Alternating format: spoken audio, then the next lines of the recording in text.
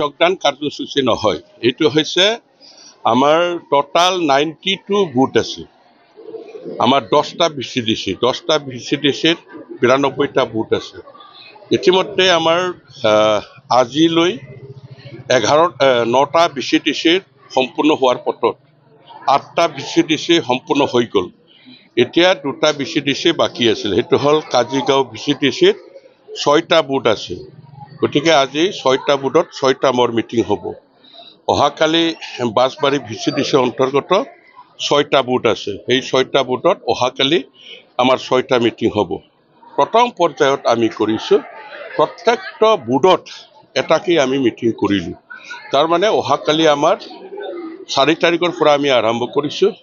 অহাকালি 92 বুথটো আমাৰ সম্পূৰ্ণ এনেকুৱা যিটো মিটিং বুথ ৱাইজত সেইখিনি আমাৰ সম্পূৰ্ণ হ'ব। আজিও এই কাজিগাঁৱত সেইটোৱে বুথ ৱাইজত এই সভাখন হৈছে। তাতে আমাৰ 15জন মাইনৰিটি মানুহে যোগদান কৰিছে।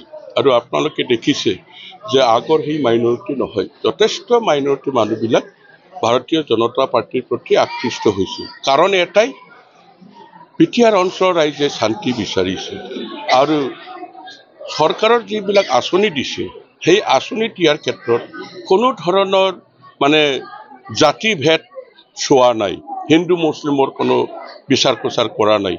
উচিত ব্যক্তিয়ে যিখিনি পাব লাগে সেইখিনি পাইছে। গতিকে আঁচনি বিতৰণ কৰাৰ ক্ষেত্ৰত যিহেতু বিজেপি চৰকাৰে সকলোকে সমানভাৱে সমান চকুৰে চাইবিলাক আঁচনিবিলাক পাই আছে।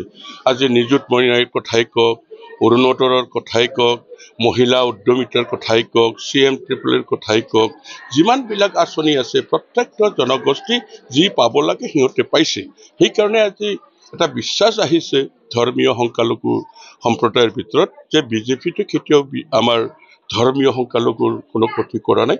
সেইকাৰণে ধৰ্মীয় সংখ্যালঘু খুব জাকে জাকে ইয়াত আমাৰ দলত আহি যোগদান কৰিছে। আৰু মই আশাবাদী যে এইবাৰ পৰ্বতজোৰাত বিজেপিৰ প্ৰাৰ্থী মই জিকাটো 100% খাটাং। কাৰণ এইটো আজি যি কাজিগাঁও, সেই কাজিগাঁৱৰ মানুহৰ প্ৰতি বা কাজিগাঁও অঞ্চলৰ ৰাইজক বিজেপিক ভোট দিব লাগে বুলি আমাৰ অনুৰোধ কৰাৰ এতিয়া আজিৰ দিনটোত অনুৰোধ কৰাৰ প্ৰয়োজনটো হোৱা নাই। কাৰণ ইতিমধ্যে ডক্টৰ হিমন্ত বিশ্ব শৰ্মা মহোদয়, আমাৰ সকলোৰে শ্ৰদ্ধাৰ মুখ্যমন্ত্ৰী, তেখেতে ইতিমধ্যে পৰ্বতজোৰাৰ কাজিগাঁৱত এখন 100-বেডেড হস্পিটেল হ'ব বুলি ঘোষণা কৰিছে। নৱোদয় বিদ্যালয়ৰ কথা ঘোষণা কৰিছে। গুৰুদেৱ কালীচৰণ ব্ৰহ্মৰ নামৰ এটা অডিটৰিয়ামৰ কথা ঘোষণা কৰিছে। আমাৰ ৰাভাসকলৰ কাৰণে আমাৰ ৰাভা সাহিত্য ভৱনৰ কাৰণে ঘোষণা কৰিছে। ইমানবিলাক বস্তু এতিয়া মই জিকাৰ পিছত পাবলৈ গৈ আছে। গতিকে এই ক্ষেত্ৰত ৰাইজে আজি স্বতঃস্ফূৰ্তভাৱে ওলাই আহিছে। সেইকাৰণে 100% মই জিকিম, ইয়াত কোনো সন্দেহ নাই। হ'ব আজি।